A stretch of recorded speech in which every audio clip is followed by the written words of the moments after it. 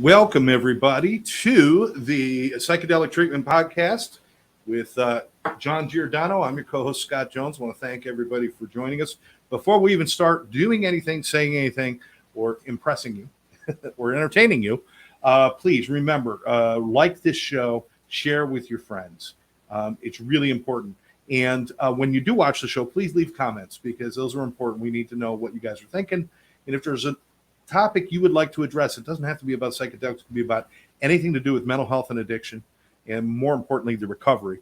Let us know and we will bring it up. John, how you doing, my friend? I'm doing great. We're here to help God's kids, people. So listen, we're sharing information that's evidence-based, that has science behind it, and has many, many years of recovery behind it.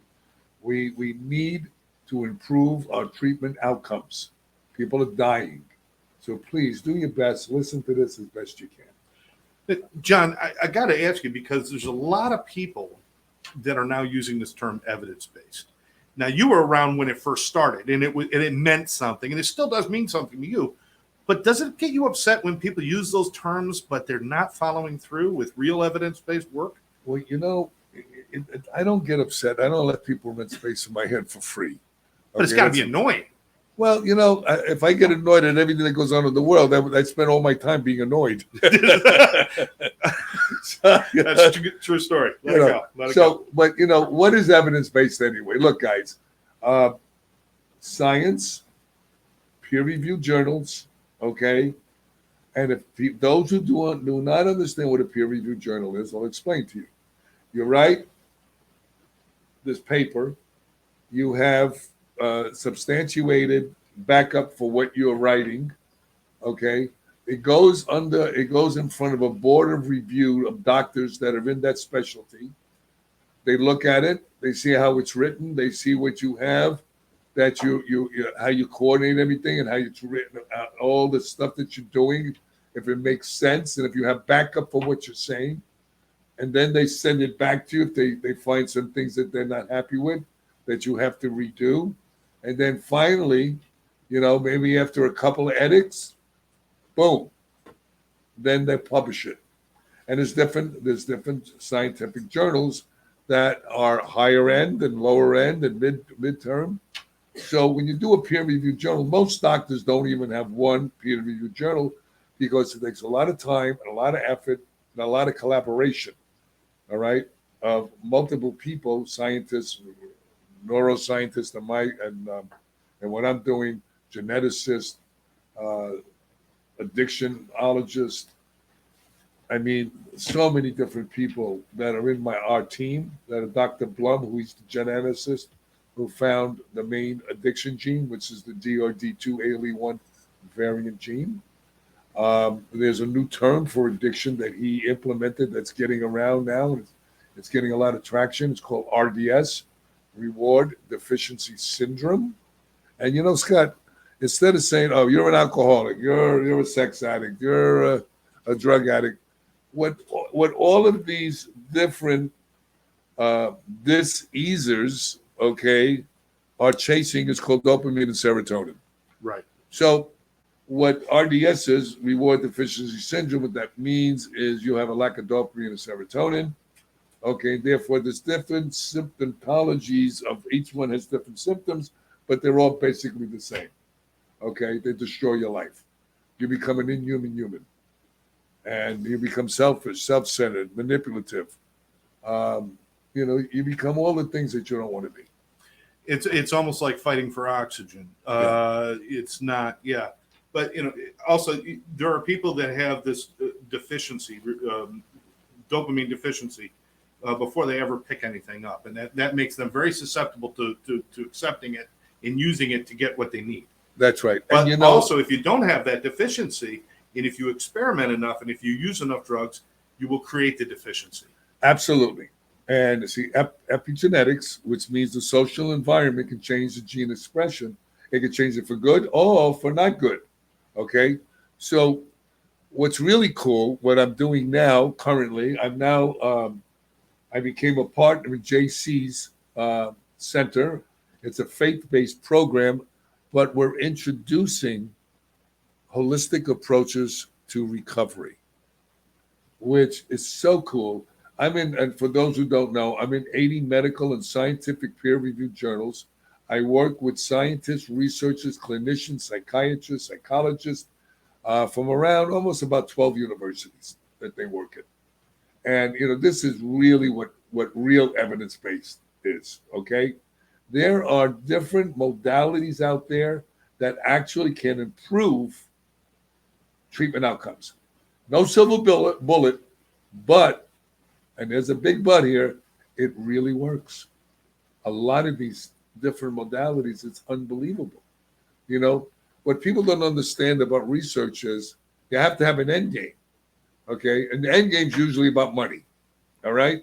So when somebody's going to research about something, why am I researching? Why am I spending all this time, effort, and money to do a research project? What's the end game? What am I going to get out of it other than accolades? Okay. So that's why a lot of research isn't done on certain diseases that are not prevalent. There's only maybe a few thousand people that have it. So nobody really does anything because you can't make any money from it. Unfortunately, it's sad, business. but this is the truth. Well, John, the other thing about evidence-based and the stuff that is evidence-based is using scientific research and using real-time research. We're constantly learning too. You can't pick one thing and say this is the answer forever, because tomorrow it might not be the answer. There might be something else. And that's something you've learned in your years. Absolutely. Listen, the hardest thing people do is change. And what's going on in our industry, the industry I'm referring to is the addiction and mental health industry. We continue to use the same model over and over again, expecting different results. So what happens? It becomes a revolving door. Keep going, people coming through, keep going out, people coming through, people going out. Any recovery program, in my humble opinion, needs to be a spiritual foundation, not religion, spirituality. What is spirituality? In my estimation, what spirituality is, learn to be kind instead of right. Don't hurt yourself or other people. Reach out and help people less fortunate than you.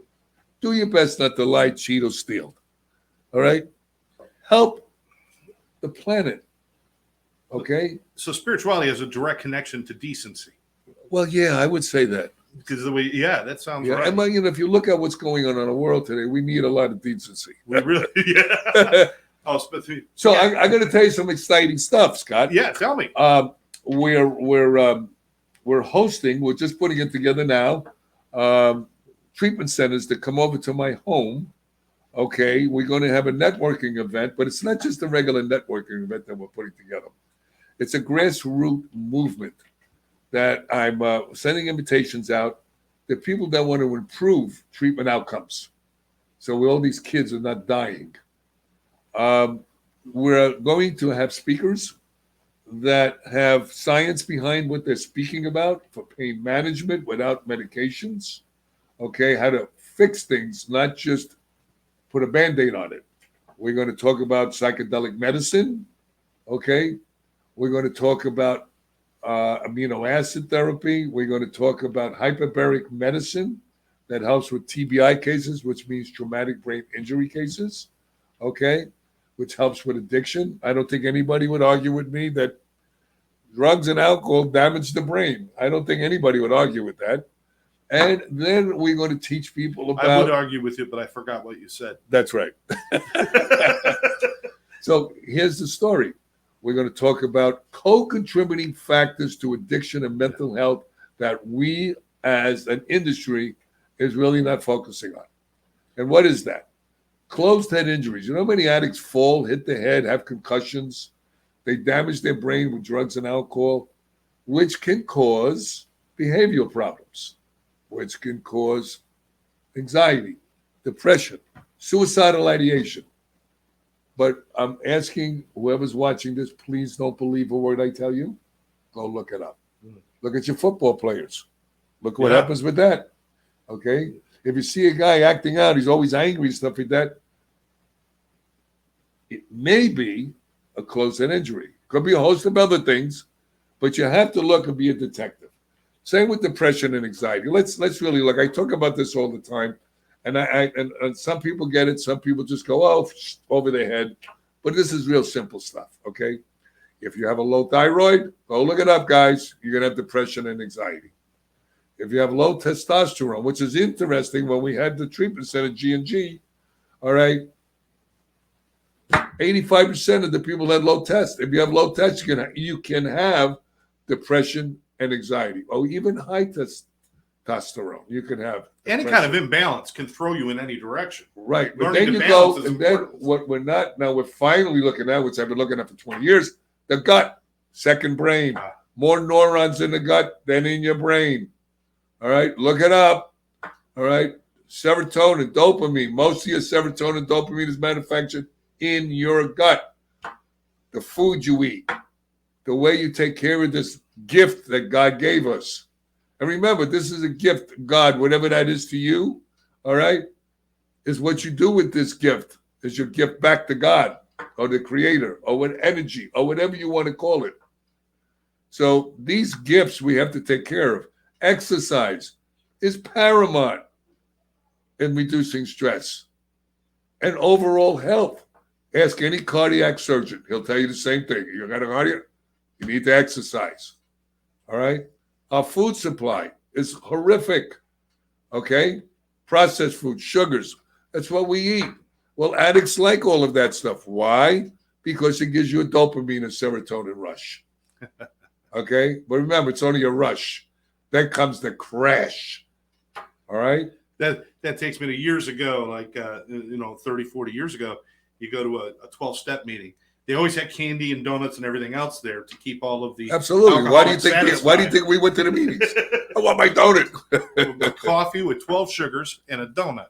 So we're going to introduce this. Okay, all of these different technologies. Look, there's no magic bullet. We understand that, but we can chip away. Okay, at these relapse rates. They're horrific. People are using their insurance card as a golden ticket. Yeah. Okay. So JC Recovery, that I just became a partner with, I love the people there. They really, really care about clients. Okay. We have an alumni we're putting together. They've been around for 10 years. I'm helping them to restructure their beautiful treatment center. We have Stevie B, we have Brandon, we have John Cheros. We have great people there. My partners are really into recovery and really helping people. And we're introducing all these different modalities into it. Unfortunately, insurance companies don't cover some of these things. Yeah. We do the best we can to give whatever we can do to those who are less fortunate, but we have what is known as an executive program. And hopefully that this catches on to the insurance companies, because we're going to start doing outcome studies, okay? Because, look, what's the sense of doing all these treatments if you don't know the outcome? Come on. You bring your car to a mechanic. He's supposed to fix it. You drive the car out and it falls apart again. The same thing you brought it in for. Why would you want to send it back to that mechanic? Especially 6 or 7 times. I mean, come on, John. Well, listen, 6 or 7 times, then you're addicted to the mechanic. So the bottom line is, guys, is, I'm back in after I sold G&G Holistic, my partners and I, in 2012. We had a evidence-based program, a scientific, where science meets recovery, because nobody believes anything you say anyway. Okay, so you really need to back it up with what's going on besides testimonials, which everybody has. Okay, I like hard facts in science. Okay, we have like Dr. Blum, he's a geneticist I spoke about earlier. He developed an amino acid compound that actually upregulates dopamine. Now, how do we know it does that? We don't just say it does that. What we did is a double-blind study, which is a standard gold study in science. Okay, nobody knew what was in these different compounds that we were giving the clients. We did an MRI and a CAT scan on the brain, okay, pre and post. to see actually what was going on. Now, it's very interesting when you do research, when you're putting a formulation together, okay, you have to know everything that's in there, okay, where it came from, what kind of fillers they have. But there's another step you do for research. It's called a molecular footprint of every item in that compound, okay? Because it has to be the same. Because when I give it to different universities to test, it's got to be the same product. It can't be a B12 coming from this resource and then it comes from that resource. No, the molecular footprint has to be the same. So this way you get the same outcomes. So, I mean, this is real research, guys. This is not baloney, okay? And this is what we're going to be doing at JC's Recovery Center. All right? It's in Hollywood. And let me tell you. Well, man, I'll tell you this. What we're going to be doing is the next show, either the next show or the show after. In the next two shows, we're going to be highlighting JC Recovery. We're going to have people come in. We want to invite you to come down and talk to them or talk to John, talk to any of the people. And it's exciting, John. It's exciting. Let me tell you, it's not a fancy program. If you're looking for the ocean and some fancy program, forget it. It's a fancy program if you want recovery, okay, because that's what we focus on. People don't get recovery because a chef cooked their meal. They get recovery because they learn how to eat. The saying. Those things. The saying. The bells and whistles. It's nice. Okay, so what? Well, this is the bells and whistles to attract you to bring your money to the treatment center. Come on, guys, let's get real. It's okay? about the people. The bottom line is it's about the people go to people. Okay, they don't go to places as much as people think they do. All right, and this program, the reason I got involved with it is because they really care. Unfortunately, there's some programs out there that they're like warehousing people. All right. And that's the sad part. But, that's their journey. I don't interfere in anybody's journey because the outcomes are always the same. But, John, you see in your time working that, even some of these places that we could look at and say, not so good. They didn't start that way, but it's easy to fall off. You have to fight to do the right thing sometimes. You had to do that in G&G years ago. Absolutely. You know what it is? When everything changed, you had to stay the course. I'll tell you what it really is. I don't blame anybody. Because it's everybody. Yeah. All right. The insurance companies, the treatment centers, it's the system. Okay. The system forces people, I believe, to start to do that gray area. Yeah. Yeah. Okay. All these requirements and all these things and all these low reimbursements that they're giving treatment centers. It's like telling a guy who's a cardiac surgeon, all right, I'm going to give you $100 to do a cardiac operation. I mean, look, you only can do so much with so much money, okay?